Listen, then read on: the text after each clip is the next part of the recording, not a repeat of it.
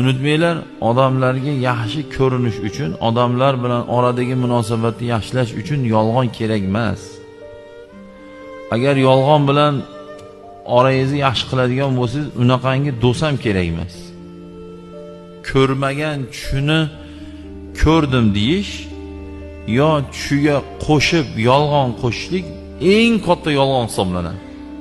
Eng katta yolg'on hisoblanadi. Ko'rishib, men shunaqa odamlarni eshitdim. Xo'p, men tushimda bunaqa ko'rdim desam, yolg'onligi isbotlanmaysiz-ku. To'g'rimi? U shuna deb turib, ikkinchi o'rtog'iga borib turib, ko'rmagan tushimni bu oshnamga aytib shuna dedim degan, u orqali xabar kelganda xullas.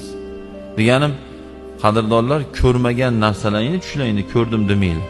Ko'rmagan odamlarni ko'rdim demanglar. Bu yaxshi emas bu. Juda yomon gunoh bu. O'zi yolg'on yomon-da, sabab